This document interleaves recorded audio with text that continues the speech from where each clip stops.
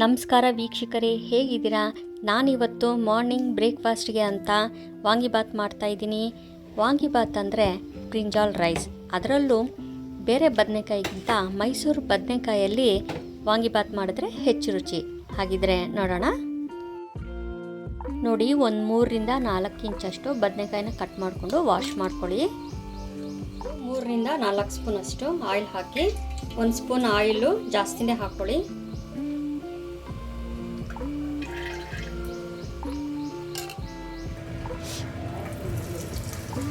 ಇಂಗು, ಸಾಸಿವೆ, ಉದ್ದಿನಬೇಳೆ, ಕಡಲೆಬೇಳೆ, ಸಣ್ಣಗೆ ಉದ್ದಕ್ಕೆ ಹಚ್ಚಿಟ್ಕೊಂಡಿರೋ ಈರುಳ್ಳಿ. ಈಗ ಬದನೆಕಾಯಿ ಎಲ್ಲ ಹಚ್ಚಿಟ್ಕೊಂಡಿದ್ವಲ್ಲ, ಮೈಸೂರು ಬದನೆಕಾಯಿ, ಅದೆಲ್ಲ ಹಾಕ್ಬಿಡೋಣ.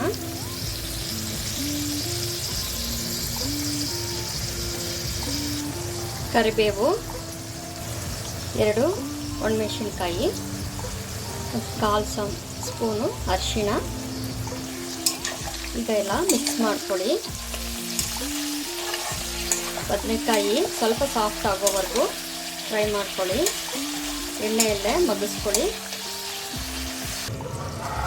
ನೋಡಿ, ಈಗ ಬದನೆಕಾಯಿ ಎಲ್ಲ ಅರ್ಧ ಸಾಫ್ಟ್ ಆಗಿದೆ. ಇವಾಗ ಒಂದು ದೊಡ್ಡ ಸೈಜ್ದು ಟೊಮೆಟೊ ಸಣ್ಣಗೆ ಉದ್ದಕ್ಕೆ ಹಚ್ಚಿಟ್ಕೊಂಡಿರೋದು ಹಾಕೋಣ. ಇದು ಕೂಡ ಇವಾಗ ಸಾಫ್ಟ್ ಆಗೋ ಥರ ಫ್ರೈ ಮಾಡ್ಕೊಳ್ಳೋಣ. ಒಂದು ಮೀಡಿಯಮ್ ಫ್ಲೇಮ್ನಲ್ಲಿ ಇಟ್ಕೊಂಡು ಮಗ್ಗಿಸ್ಕೊಳ್ಳಿ ಎಲ್ಲ ಬದನೆಕಾಯಿ ಟೊಮೆಟೊ ಎಲ್ಲ.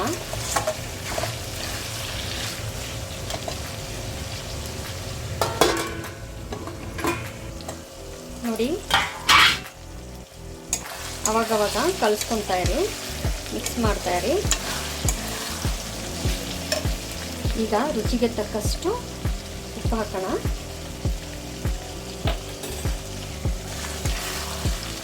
ಮಿಕ್ಸ್ ಮಾಡ್ಕೊಳ್ಳಿ.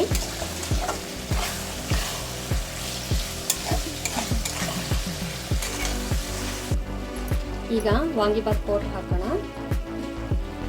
ಒಂದು 3ರಿಂದ 4 ಸ್ಪೂನಷ್ಟು ಹಾಕ್ಕೊಳ್ಳಿ.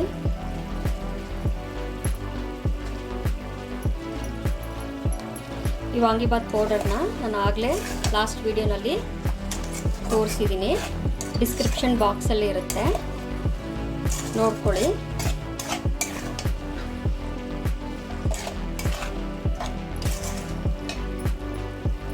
ಒಂದು ನಿಮಿಷ ಲೋ ಫ್ಲೇಮಲ್ಲಿ ಇಟ್ಕೊಂಡು ಮಗ್ಗಿಸ್ಕೊಳ್ಳಿ.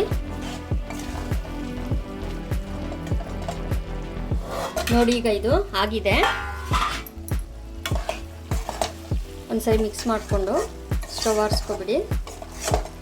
ಈಗ ರೈಸ್ ಹಾಕ್ಕೊಂಡು ಕಲಿಸ್ಕೊಳ್ಳೋಣ. ಒಂದು ಬೌಲ್ಗೆ ರೈಸ್ ಹಾಕ್ಕೊಂಡು ಎಷ್ಟು ಬೇಕೋ ಅಷ್ಟು ಗೊಜ್ಜನ್ನು ಹಾಕ್ಕೊಳ್ಳಿ.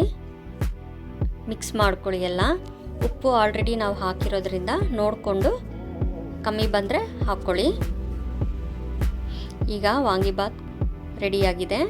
ಚೂರು ಕೊತ್ತಂಬರಿ ಸೊಪ್ಪನ್ನ ಉದುರಿಸಿ ಸ್ವಲ್ಪ ಕಾಯಿ ತುರಿ ಹಾಕಿ ಟೇಸ್ಟಿಯಾಗಿರೋ ವಾಂಗಿಬಾತ್ ರೆಡಿಯಾಗಿದೆ.